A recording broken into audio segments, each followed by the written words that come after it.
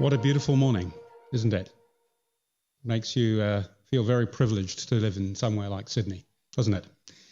Let me begin by acknowledging the traditional owners of the land on which we are gathered today, the Gadigal people of the Eora Nation, and pay my respects to their elders past, present and future. Welcome to the third lecture, I believe, this year. You will notice a little bit of a theme that we've been trying to run this year, which is about not just research, but how research impacts outcomes, both economic outcomes and social outcomes, and today health outcomes. Cancer is one of those things. We've all, I suspect, had family or have had friends who've suffered from cancer. And it's also a very complex thing. It's one of these areas that despite enormous amount of efforts, I think we're probably only just beginning to scrape the surface of what's going on in a scientific and technical sense. I'm sure many in this room read that wonderful book that came out about 5 years ago, The Emperor of All Maladies, which was the history or a biography of cancer. And it showed to me that, there's so much still to learn about this. There's so much more to learn, not just about the genetics of it, but the way that it influences the body, the way that it interacts, the way that, in fact, it has evolved throughout evolution, the way that we might tackle it with different science, with different types of technologies, not just drugs, but different ways of living and whole ranges of other things. And I think what's interesting about cancer is it is so multifaceted. It really requires that degree of collaboration. So today I'm really, really pleased to welcome Professor Maria Kavallaris. She, I guess, is exactly what I've just been talking about, this sort of multifaceted approach to how we might look at cancer and how we might look for more holistic solutions. There's lots and lots of challenges here, and there are lots and lots of people involved, but it's the people who synthesize those into something that genuinely is going to have an impact that will actually change the way that we deal with cancer. So I'm really, really pleased that she's here today, really, really pleased that she's part, if you like, of our Impact series. So Maria's achievements have been recognised in many different ways. I note most recently, of course, she was awarded an AM, I think, this year in the birthday honours list. But also she is a life member and past president of the Australian Society for Medical Research and the current chair of the Australian Institute for Policy and Science. She has been awarded an Australian Museum Eureka Prize, and of course she was the recipient of a New South Wales Premier's Prize for Innovation in 2017. So lots and lots of awards, lots and lots of impact. I welcome Maria today, and please join me in welcoming Maria. Thank you.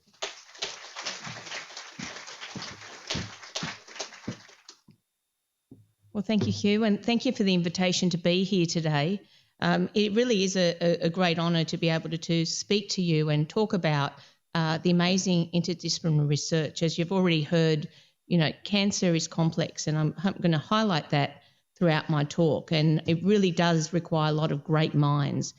So the work I'm going to be presenting today is not just my own work, but it's also work with my collaborators, and I'll just acknowledge them very early in the piece so I don't forget, but I've tried to do that throughout the talk. One of the big things that we did at the University of New South Wales is establish the Australian Centre for Nanomedicine, and I'll tell you about that. But firstly, I'm a cancer researcher. I've spent really the majority of my professional life, bar 2 years, actually working in cancer research in terms of understanding the biology of cancer, in terms of understanding therapeutics, and also understanding what happens when tumour cells fail treatment and the patient's disease progresses. So when there was the opportunity to actually collaborate with material scientists and chemists, I jumped at the opportunity because I saw the potential to one day be able to develop better ways of diagnosing patients and better ways of treating patients.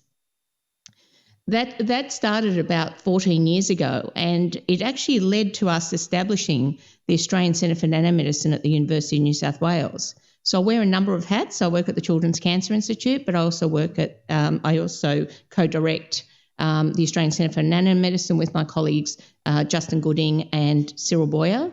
And this is a centre that was established in 2017. And it allows us to approach nanomedicine, and I'll describe what that actually is, really from the disease perspective. And this may sound a bit weird to think of nanomedicine, but when I started in this field, the way it worked is I was working with really clever chemists and very clever engineers. And one of the things they would do is they would create these amazing nanomaterials, and they do some basic testing on cells and come and see me and say, come on, we've got to progress this, we've got to move it forward.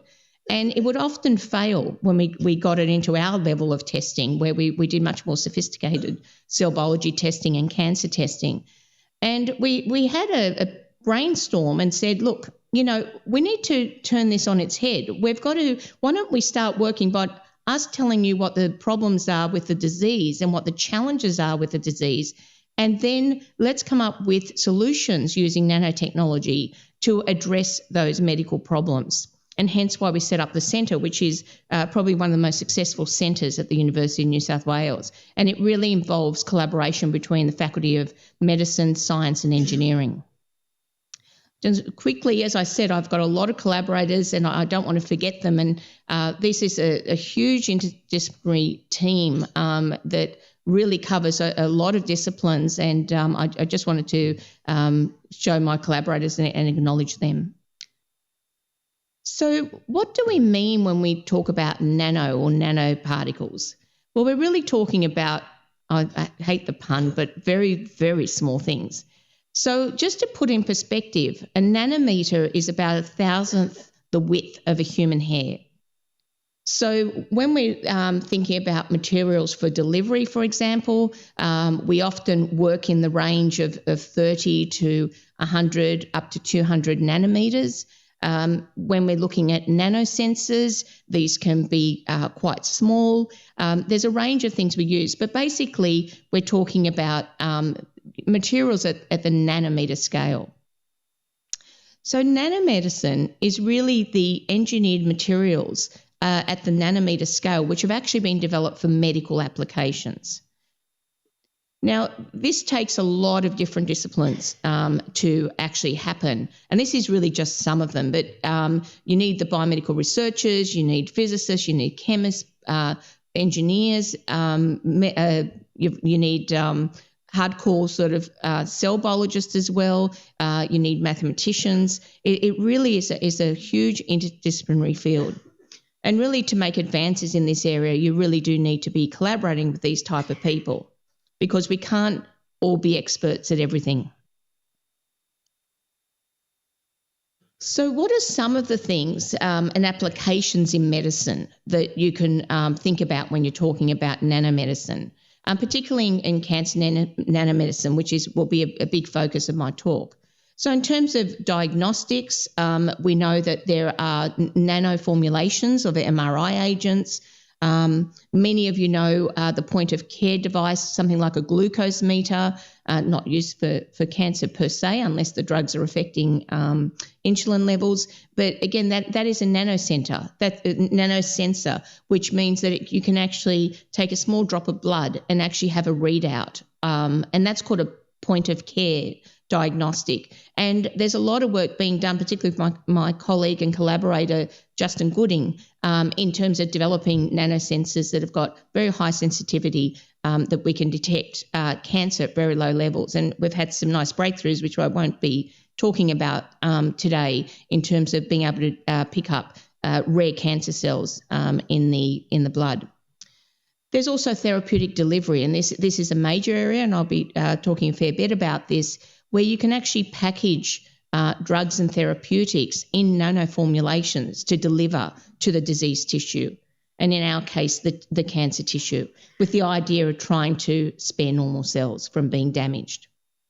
And then there's also what we call theranostics. So this is a combination of actually detection and treatment at the same time. So if you can home in onto a tumour and detect that tumour, say with something like MRI, and I've given an example here where you could use a radioactive isotope that's linked to what we call bispecific antibody that recognises the tumour cell, you'll be able to detect that tumour by MRI, and then you can activate the release of that radiation at that tumour site. So there's nothing clinically approved as yet, but this field's also advancing very rapidly.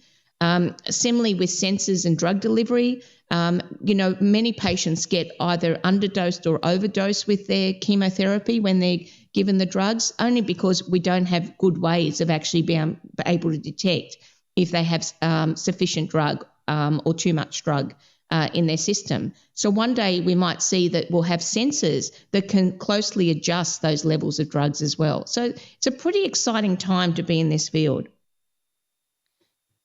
Now, why are we interested in cancer? Well, you heard earlier, there's probably not one person in this room who doesn't know someone who has been affected or they have personally been affected by cancer.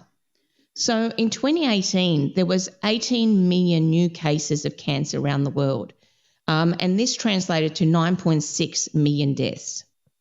Now, by 2030, which is only 11 years away, we're expecting 22 million cases, new cases of cancer around the world, and 13 million deaths. So we're going to get a bit better at treating cancer, but it's still a huge burden. It's going to be a huge burden for people. It's going to be a huge burden for society and governments in terms of funding care. So just in the hour I'm going to be giving you this talk, about 3,200 people will be diagnosed with cancer and about 1,900 people will die. So they're very, very sobering statistics. Now, cancer is a highly complex disease. So we really do need multiple diagnostic and therapeutic approaches to really try and understand it. So I've given you a little schematic diagram here to just show just one aspect of that complexity. At diagnosis, a patient may have metastasis, and those particular tumours are a little bit harder to treat. But what you can see here, so if you take the pinky tumour on the bottom left-hand side, let's just say that's the primary tumour, and the brain tumour and the lung tumour are metastatic tumours. What we're trying to depict here is that in that patient, all their tumour cells are not the same. We get a lot of heterogeneity. That means that although they may look the same under the microscope of the pathologist, when you actually do genetic testing, you identify that there's subclones of tumour cells in there. Now, what does this mean? That means you're not just tackling one disease within that tumour. You're really tackling multiple diseases. So what happens is when you treat the patient with first-line chemotherapy, you've eliminated the brain tumour, you've eliminated the primary tumour, but that lung tumour has persisted. Now, it's persisted because the genetic changes that are actually in that tumour are actually making those tumour cells resistant. Now, when you treat with the second-line treatment, this is another type of chemotherapy, you'll get rid of most of the cells in the tumour, but you can see the little green ones, a few green ones are persisting, but now there's new clones that have actually changed colour, which means they've acquired additional genetic changes. And then when you come in with the next treatment, you can see there's still that resistant green clone in there. We've got rid of a lot of the orange ones, but there's still some persistent ones. This is why cancer is very complex. And often when you hear someone's treated with cancer, they respond to therapy, they do really well, then the cancer comes back. And when they try and treat the patient again, the tumour seems to almost grow through the treatment as if you're giving them lolly water. And that's because you're getting these resistant clones, and the more resistant they are, the more aggressive they are and the faster they grow. So how can we influence the treatment of cancer patients with nanomedicine? Well, the areas I'm going to cover during this talk is we want to be identifying the most effective treatments. We want to develop strategies to deliver higher chemotherapeutic drug loads or payloads to the tumours, or therapeutics to the tumours themselves, and try and spare the normal healthy cells. And also we want to be able to target undruggable genes in tumour cells. These are genes that help drive the growth and the spread of cancer. So can we identify the most effective treatment in a timely and accurate and predictive manner? And why do we want to do this? We want to do this because we want to improve the treatment outcomes for the patients, and we also want to avoid ineffective therapy. So given many therapies do have toxicity associated with them, picking the best one to start with is a very good approach. So many of you may have heard of something called cancer precision medicine or cancer personalized medicine. And this is where we can take the tumor cells from a patient, and we can do very high resolution genetic screening of these tumors. And the idea of this is to identify genetic mutations within that tumor that may be actionable. And actionable means that we've actually got a drug that will target that particular mutation. This has been an amazing technology, and we're learning so much about cancer through doing this type of approach. The problem is that depending on the cancer type, the number of mutations that are actionable that are identified will vary from patient to patient, and it's often less than 50% of patients will have what we call actionable mutations. So if we identify an actionable mutation, then the doctors are informed. It normally goes to a tumour board. The doctors will be informed, and that the treatment will be modified for that patient to try and see if the patient will do well. If it's a single therapy, you might be able to prolong survival, but often you have to combine it with other therapies as well to get maximum effects. Now, we're also wanting to identify the patients that aren't going to do so well with that genetic testing, because there still are many patients, and there's also if the disease does return and you do genetic screening, you don't always identify exactly what else you can use.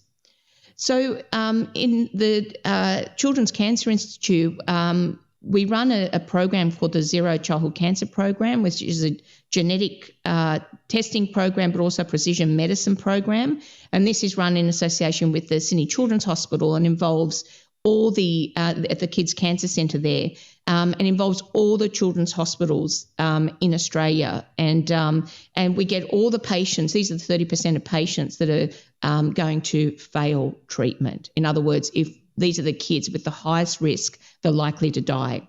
So we put them through this type of testing. Now, if we have sufficient material after we do the genetic testing, we will also use avatar mice. These are mice where we can put the tumours in the mice, try and grow them and treat them. And the reason you do this is because in this environment, you can get much better biological testing of the tumours. The problem with this is that it sometimes takes a very long time for the tumours to grow. They don't always grow. And there's also a few differences between humans and mice as well in terms of how they metabolize drugs. But we still persevere with that approach because it can still have benefits and helps us understand how the genetic changes influence drug response. So we may not help the patient that mouse is harbouring that tumour, but we might be able to help future patients.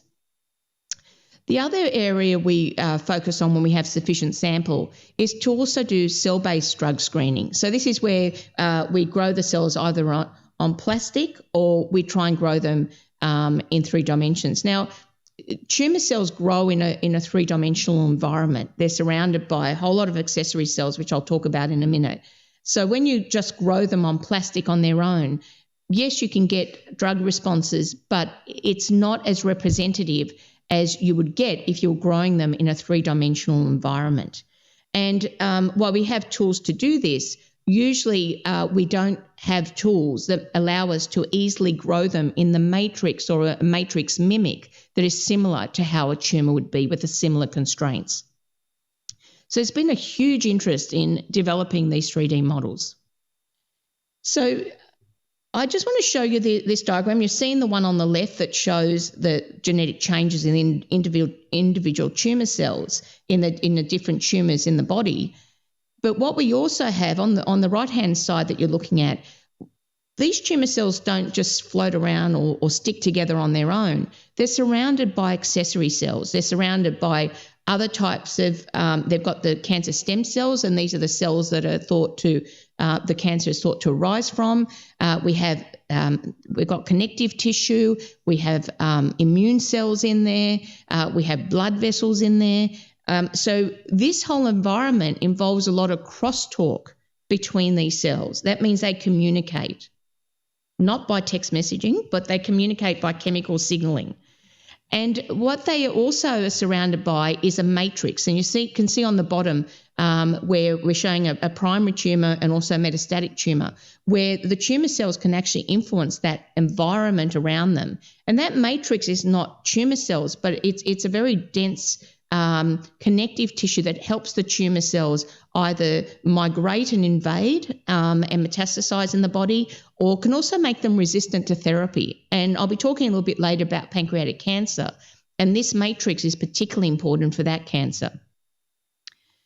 Now, when we want to grow 3D models like 3D spheroids, you can grow them in what we call low adhesion plates. So the tumour cells, I've got a little movie here showing you, it's on a loop, that's showing you can get the single cells, and when they can't adhere to something, they actually attract to each other and connect together, and they form these very tight balls of tumour cells. And this is a bit like a mini tumour in a dish, essentially, is what we're doing. Now, when we make them like we're doing in this movie, they're forming the mini tumours, which is great, but they're not surrounded by a matrix. To surround them by a matrix, we would have to carefully collect those little mini tumours and embed them in what we call an extracellular matrix, like you can see on the right. So we've taken one of those very tight tumours, mini tumours in a dish, and we've embedded it in 3 dimensions in a matrix that mimics how you would see a tumour in the body. And you can see here, all those little spikes you can see are actually sheets of cells migrating through that matrix.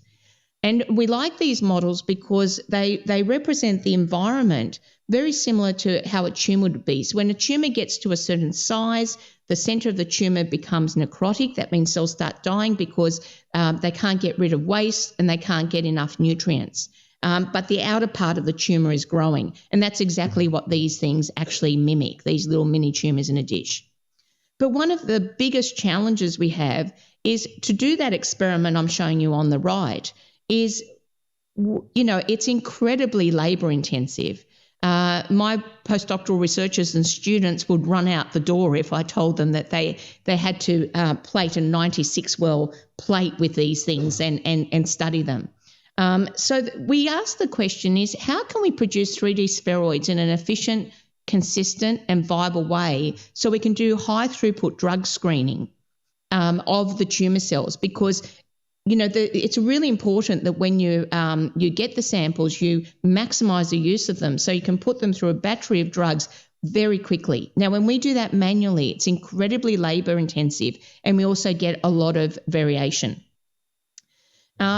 This was a great interdisciplinary effort, but we partnered with Inventia Life Sciences, which is an Australian biotech company, Justin Gooding's lab at the University of New South Wales, who developed the bioinks. Inventia did all the engineering, and we did all the biology around the cells.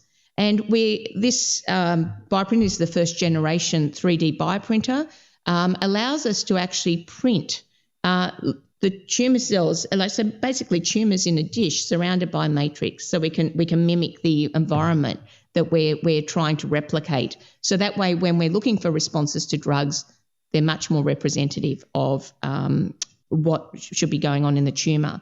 And the first printer got sold last year. I think it's been a 5 or 6 year relationship with Inventia, and it's still going very strong because we're still developing assays and have got funding in this area.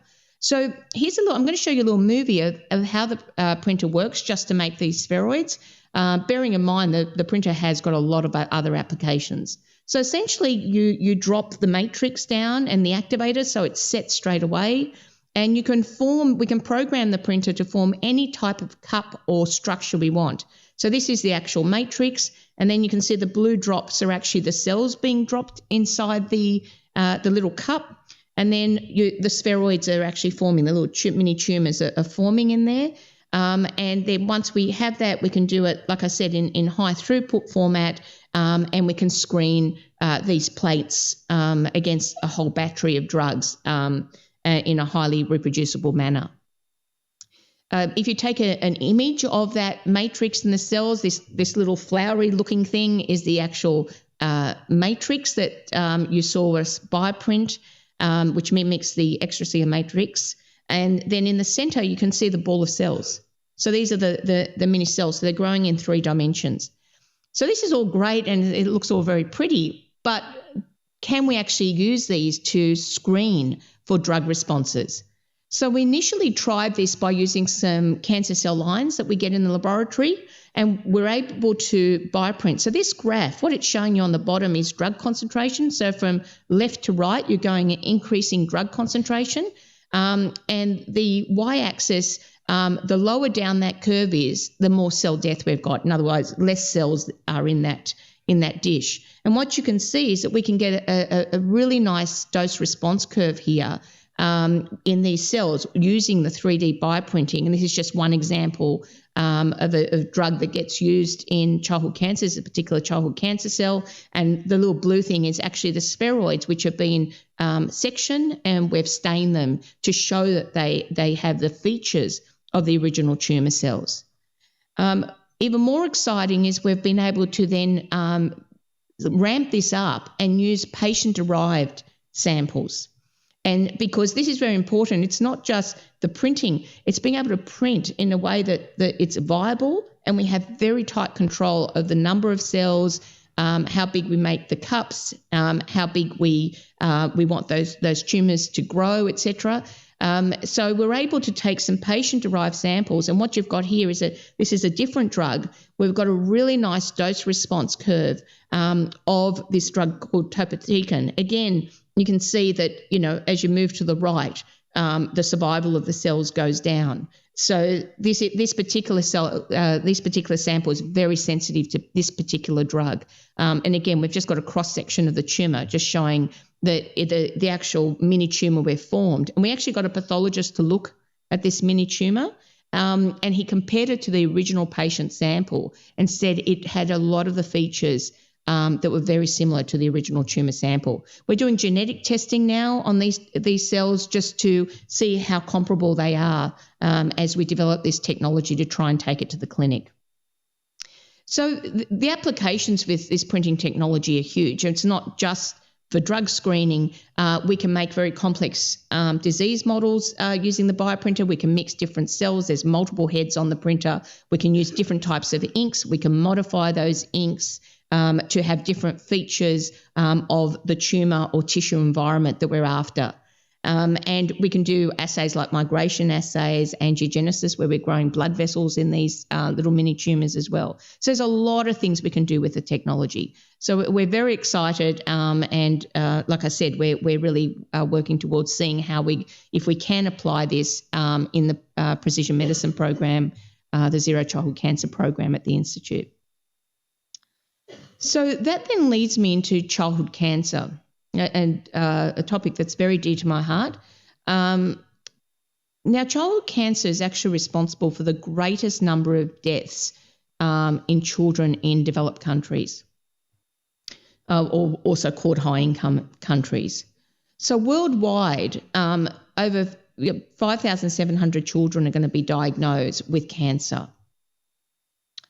Now, the great news is that with improvements in therapy, we now have close to over 80% survival rates for children with cancer in high-income countries, but that is not across the board for all children's cancers. There's some children's cancers that we've had very little improvement in survival over the years, and this is something that we're acutely aware of, and we're trying to work with some of these most difficult cancers to see if we can improve that. But I think a very sobering statistic also is that in low and middle income countries, survival of children with cancer is 20%, which is appalling. Now, the reason for this is actually the last point. It affects children in developed countries as well. There's toxicity. So a lot of hospitals in lower income countries cannot afford the care, or they cannot afford the drugs. They can't afford the antibiotics that are needed because the children are immunosuppressed. There's a whole lot of factors. So as we're developing these new treatments, if we can make them stable so they don't need refrigeration, if we can make them in a way that they can be delivered, they can reduce toxicity, hopefully one day we can roll this sort of technology out to less developed countries. So I'm going to go back to toxicity because this is a major issue. So the side effects, most children are treated with maybe surgery and chemotherapy, or sometimes they're given chemotherapy to reduce the tumour mass, then they have surgery. But essentially, chemotherapy is systemic. So that means it goes right through the body, as this little diagram depicts, and I'm not very good at drawing, so I apologise if it looks a little bit weird. But what happens is, while the chemotherapy is very potent on cancer cells because they're often very rapidly dividing cells, it also affects normal cells that are dividing. So the blood cells, the cells in the mouth and the throat, and the gut and hair cells, that's why hair falls out. And like today, as we're sitting here, 50% of children in one of the major children's cancer wards in Australia, 50% of the kids are in there being treated for side effects of their chemotherapy, not the treatment itself. So this is the treatment that's meant to cure them, yet 50% are in there being treated for the side effects. And some of them will have quite high toxicity.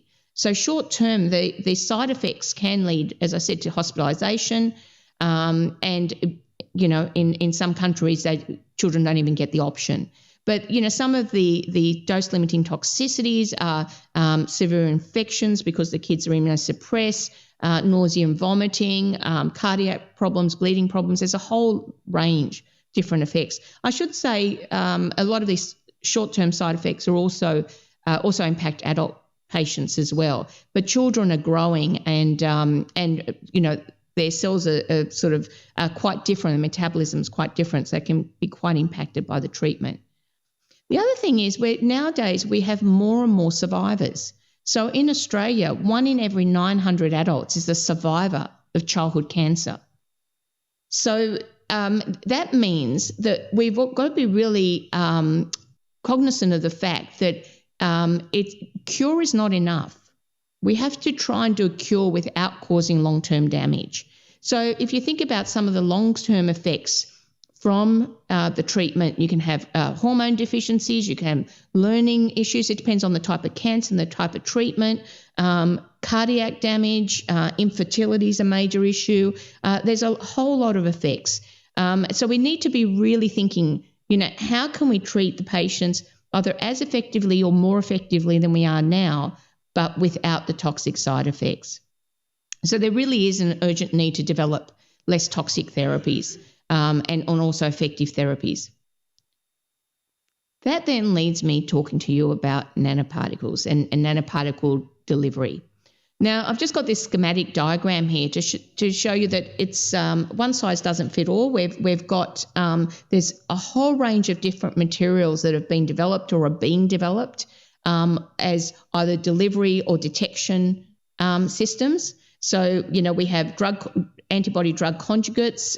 We have carriers such as the lipid-based nanocarriers, which can encapsulate either drug or genetic material. There's polymer-based nanocarriers that we also use. And inorganic nanoparticles are often used more for imaging applications.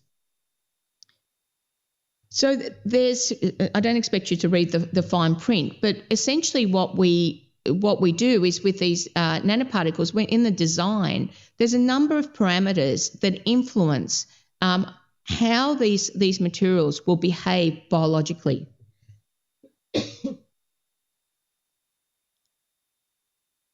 So there's the physical properties, such as the size, the charge, the shape. All of these can influence how these materials will interact with cells and how they will interact in the body. There's also the chemical composition of the materials. You know, are they biodegradable? Will they break down? Will they go out of the body? Will they break down before they get to their target, which we don't want? We want them to stay as intact as possible till they reach their target and offload their cargo. will their cargo actually work once it gets to the site? There's all these features, and depending on the design of the material, on how that influence those parameters. We can also add what we call targeting moieties onto the nanoparticles. So we know that tumour cells can express markers, just imagine little flags that are unique to tumour cells that are not found in normal cells. We can target those flags with antibodies or peptides, so we can help the nanoparticles either reach the tumour site or get internalised inside. And all these factors influence how long these materials will circulate in the body, the stability of the nanoparticles, where they're going to get distributed in the body. So this is quite important because it's all right if they distribute around the body, but will they get cleared rapidly and just go to the diseased tissue, which is what we want? And how long will they stay in the body? If they get cleared out too quickly, they won't have time to have an effect. And like I said, being able to target them. Now, the type of cargo these materials can actually carry is quite variable. So they can either, that you can load them up with chemotherapy, you can load them up with gene modifying materials such as gene silencing material, which is the siRNA, or short hairpin RNA, the shRNA, or microRNA, which also modifies gene expression in the body. And I'll talk a little bit more about these later, or DNA. You can also load them up with peptides and proteins. It really depends on the application and what you're targeting and what effect you're trying to see. So some of the benefits of developing nanoparticle delivery systems is you can tailor-make systems for the desired applications. So if you really think about it and you really, modify these materials so they actually can work they can actually work in the environment that you want them to work in. That's a huge asset. And if you can actually load them up with a therapeutic to go to their target tissue and not damage the normal cells, again, dramatically reducing toxic side effects. The other thing is sometimes nanomaterials or nanoparticles are used to deliver drugs that are not soluble normally. So, if you some drugs, it's very hard to solubilize them so you can actually deliver them to the patient. So sometimes the nanomaterials can actually carry them to the site. And then once they get there, they actually work. Abraxane is a clinically approved formulation, which is an albumin paclitaxel formulation. Now, paclitaxel alone is not a very soluble drug, and they used to have to dissolve it in a soluent called cremophore. The problem with cremophore is it causes really severe immunological reactions in patients. So they had to immunosuppress the patients before they gave it to them, and even then there was often toxic side effects. So this is a new formulation to try and overcome some of those issues.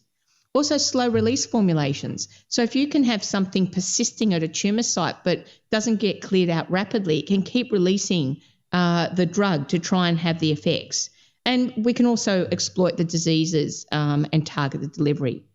Now, there's a lot of examples in the literature of drugs. I've just, in the red box here, I've highlighted the ones that have been clinically approved. These are chemotherapy drugs that are delivered using what we call passive delivery of nanoparticles. So they're loaded up with drug and they can be delivered.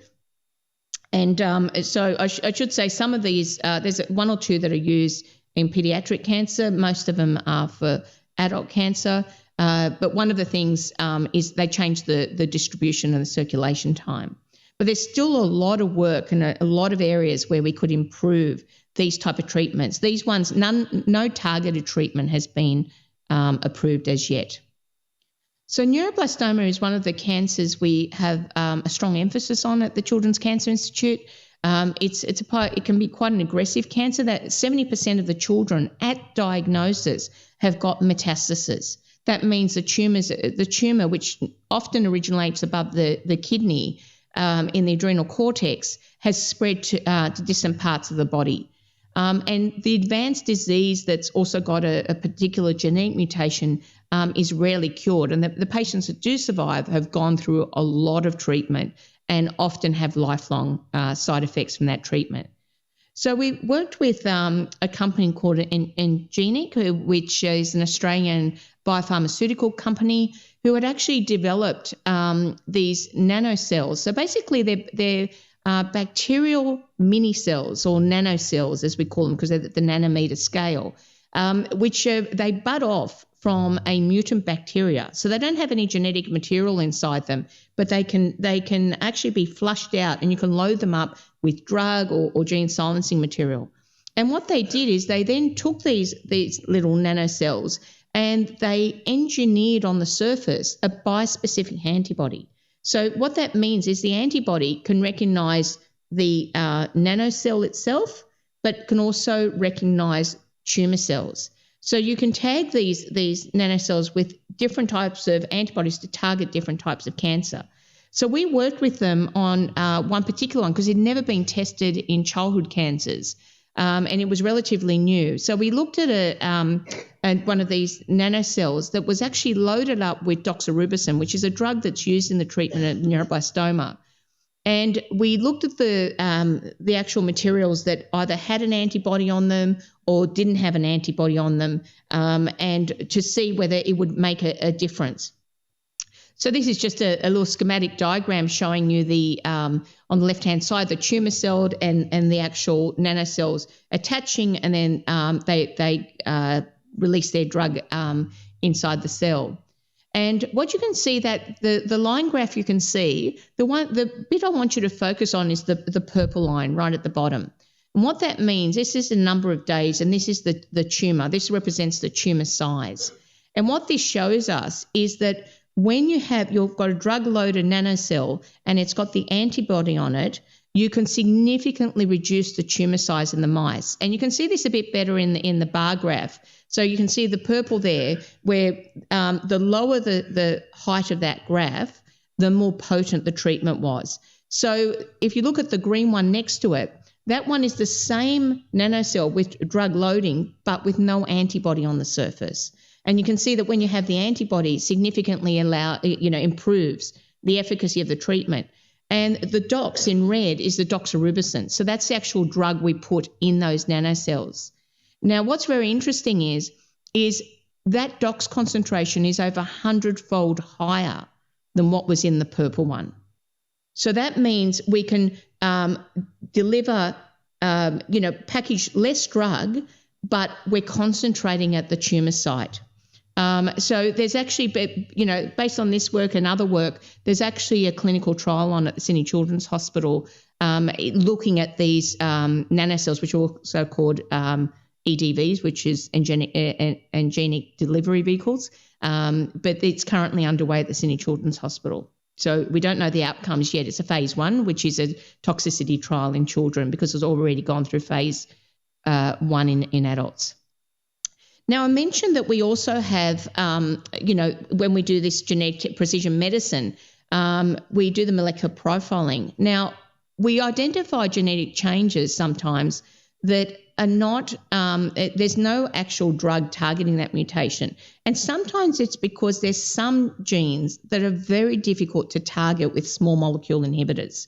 It's just because of their shape, charge, or because they have a big relationship to other genes that are very similar, so which may have normal roles in the cells rather than the cancer role. So one way we can target these is to use gene silencing. This is where this is an evolutionary conserved mechanism that cells have that can actually regulate gene expression, where they can actually silence specific genes in cells. And this particular mechanism, when it was identified, actually won Mello the Nobel Prize in 2006 when this was discovered. But there's a lot of challenges because it's very difficult to deliver the mimic of this, or synthetic material called the sRNA, the short interfering RNA, into cells, because if you just put it in the body, it degrades very rapidly. It can cause an immune effect. So you do need to package it in nanomaterials.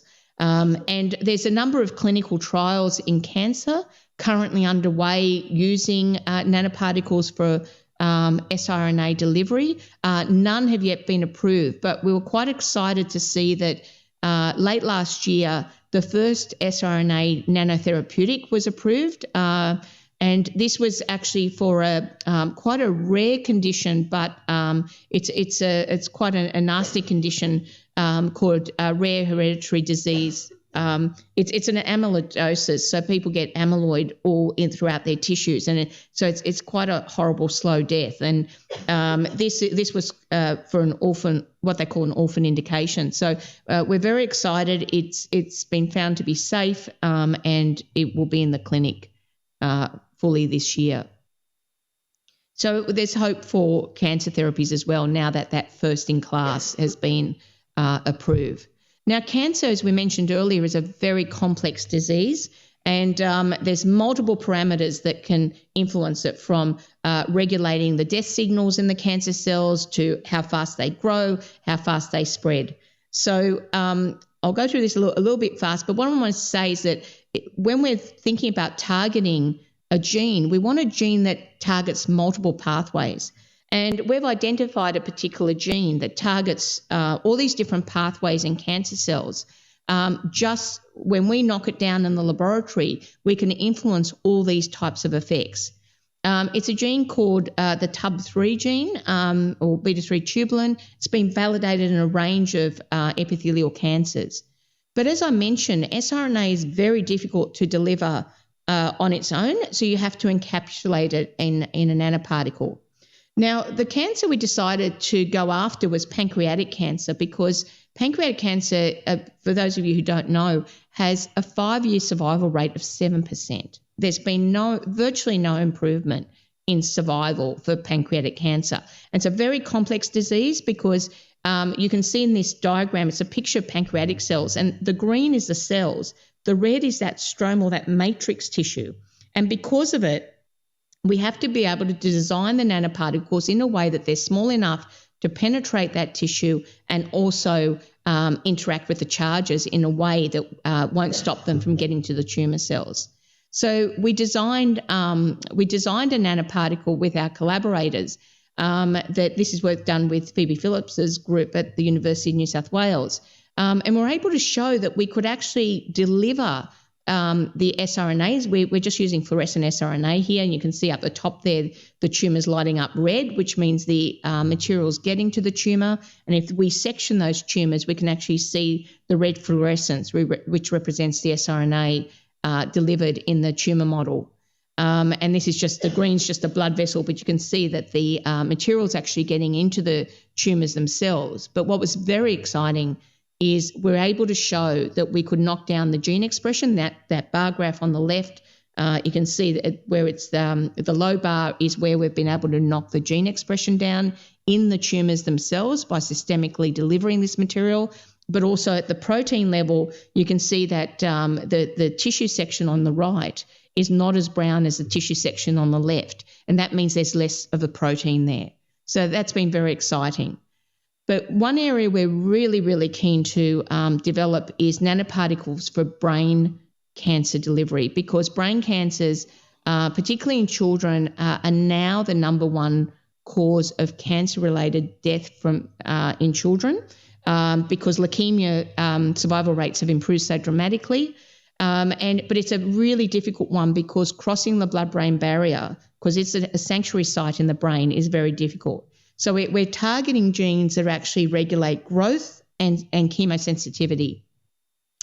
And this is work done by a talented PhD student, Helen Thorgum, where we've modified the original star polymer we used in pancreatic cancer to make it even smaller and tighter, specifically so it can actually cross the blood-brain barrier. And in the green, you can see inside these cells the actual signal in there. And this is a little movie. Helen loves making movies for us, showing that the red in there is the actual nanoparticles inside the cells. This is just taking a Z stack through the cell, showing that the siRNA accumulates. But when you're designing these things, you need to understand how they're interacting with the machinery of the cell. And one way that nanoparticles get into the cell is to be taken up by something called endosomes. So these are the little pockets. They form little, you can see on the left-hand side, the nanoparticles get in. They get into these round little endosomes, and then there's early and late endosomes. We want the nanoparticles to release their cargo, release their cargo at the time before they get to the late endosomes. If they don't, they'll get degraded and spat out by the cell. So Helen's been able to do some very elegant work showing that we can label those endosomes in green. That's what you can see in the middle and the far right there. And we can label our sRNA. And what we found is in that image on the far right where it looks orange, that's where the endosome has both the nanoparticle in there with the sRNA in the endosome. But you can see a lot of the early endosomes have actually released their short interfering RNA, and you can see the red outside of those endosomes. So that's very exciting. And then down below, it's just that's just showing us the protein to show that not only is it releasing its cargo, it's actually having the effect of switching off that gene and silencing it. And then just we've been doing some work to show that we can cross the blood-brain barrier in a model of brain cancer. A normal model of brain in the zebrafish model. Again, showing that the nanoparticles can actually get into the brain, and these fish don't have any tumours in them. So because we're a bit short on time, I'll just quickly skip through this to just say, essentially what we've been working on, it's looking very promising, is to try and develop this therapeutic to target brain tumours in children so we can increase the chemosensitivity. And look, just to remind everyone that one size doesn't fit all. Each tumour is different. Each biological system is different. We need to tailor these treatments for that. And then the future looks bright for using these nanosensors, devices and delivery systems. Thank you.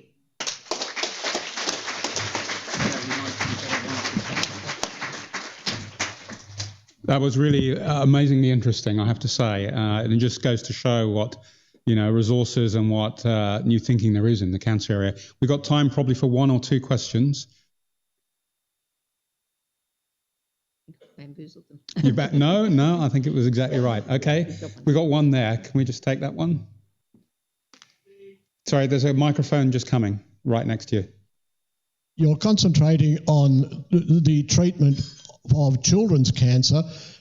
Do the results of that translate to adult cancer as well? The answer is yes in some cases. So we're trying to make modular materials. So if we want to target a particular environment in, say, an adult cancer and a childhood cancer, it's not that difficult to modify the material. The more we understand how these materials are interacting with the tumour environment, the more we can adapt it for different types of cancers. Okay. Look, let me just again thank Maria. Just hold on 5 seconds and we'll thing. So you'll have seen on your chairs, the next speaker is Kathy Foley. Kathy Foley, as I'm sure you're all aware, is the Chief Scientist of CSIRO. She has a long and distinguished career in materials science and manufacturing. So again, focusing on the kind of impact and things that we'll be doing. The other thing I wanted to remind people of is the closing date for the nominations for the New South Wales Premier's Prizes for Science is next week.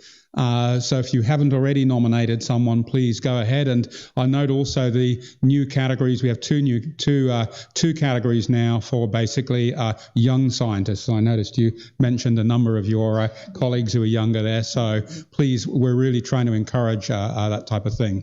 So again, on behalf of everyone here, thank you so much, Maria, for a great talk. Thank you.